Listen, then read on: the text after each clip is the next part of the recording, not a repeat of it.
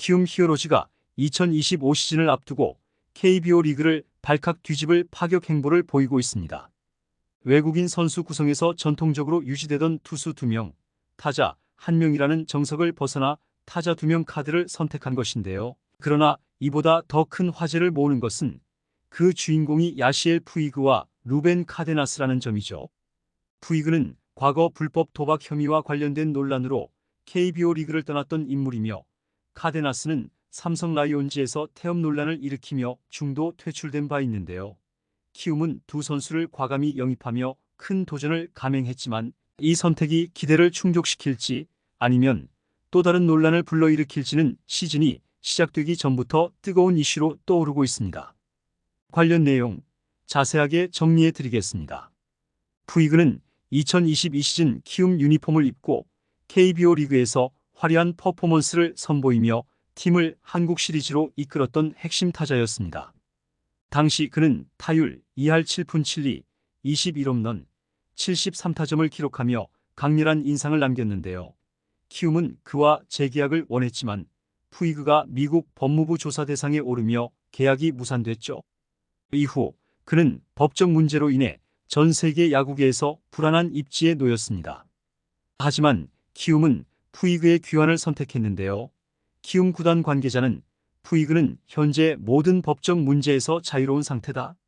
다양한 경로를 통해 그의 상태를 철저히 확인했다며 재영입의 이유를 밝혔죠. 구단은 푸이그가 과거 키움에서 보여줬던 파워와 클러치 능력을 다시 한번 믿어보기로 한 것입니다. 푸이그는 복귀 확정 후 키움과 함께했던 기억은 내 커리어의 중요한 순간이었다. 팬들에게 다시 한번 보답할 기회를 얻게 되어 감사하다고 전했는데요. 그러나 그의 복귀를 바라보는 시선은 여전히 엇갈리고 있죠. 긍정적인 기대와 함께 그의 과거 논란이 재조명되며 우려를 제기하는 목소리도 적지 않은 상황입니다. 푸이그보다도 더 큰 논란의 중심에 서 있는 인물은 카데나스인데요. 그는 2024 시즌 중 삼성 라이온즈의 대체 외국인 타자로 KBO 리그에 입성했죠. 데뷔 초반에는 강력한 장타력을 과시하며 기대를 모았지만 부상 이후 경기 출전을 꺼리는 듯한 태도를 보이며 팀 내부에서 태업 논란이 불거졌고, 결국 그는 시즌 중도에 방출되며 삼성 팬들로부터 엄청난 비난을 받았습니다. 그럼에도 불구하고 키움은 카데나스를 선택했는데요. 구단은 삼성 입단 전부터 카데나스를 눈여겨봤다. 최근 몸 상태를 철저히 점검한 결과 경기에 전혀 문제가 없음을 확인했다며 그를 영입한 배경을 설명했죠. 특히 키움은 카데나스의 타격 잠재력을 높이 평가하며 삼성 시절의 논란을 의식해 다각도로 그의 태도와 상태를 검증했다고 덧붙였습니다. 카데나스는 키움 입단 확정 후 삼성에서 팬들에게 아쉬운 모습을 보였지만 키움에서 새로운 시작을 할 것이다.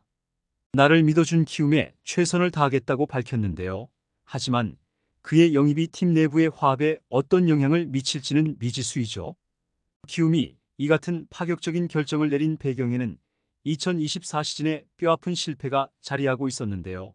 키움은 팀 타율 2할 4푼 1리로 리그 최하위를 기록하며 극심한 빈타에 시달렸습니다. 설상가상으로 팀의 핵심 타자인 김혜성이 MLB 진출을 앞두고 있어 공격력 보강이 절실했는데요. 이에 구단은 선발 투수 한 자리를 포기하고 외국인 타자 2명을 영입하는 승부수를 띄운 것이죠.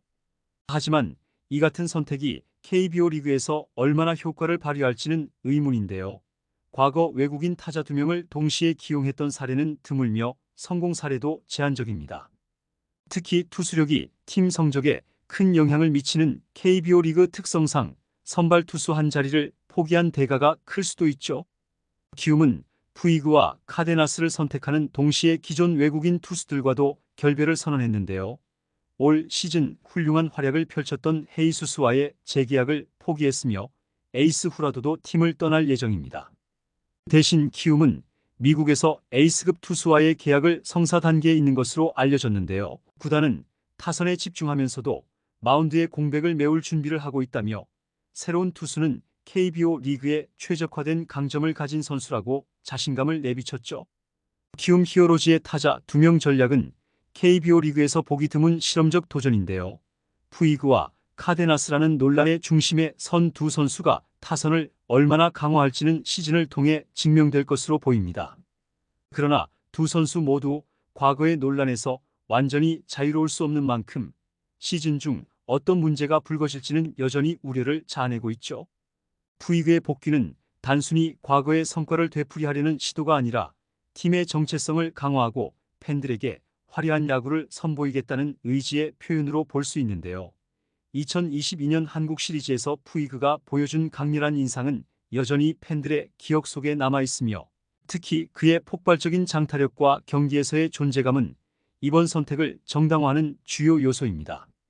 푸이그는 키움 팬들에게 다시 좋은 모습을 보여줄 수 있는 기회를 얻게 되어 기쁘다며 자신의 부활을 다짐했으나 푸이그의 복귀는 과거의 논란을 완전히 지우는 데까지 시간이 필요하며 성적으로 팀의 기대에 부응해야만 팬들의 진정한 신뢰를 얻을 수 있을 것으로 보이죠.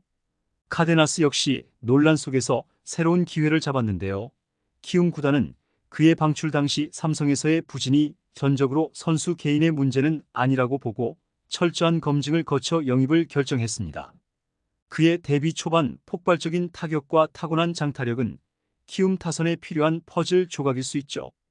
특히 키움은 카데나스가 부상에서 회복한 후 보여준 안정적인 타격 훈련 데이터를 긍정적으로 평가했는데요.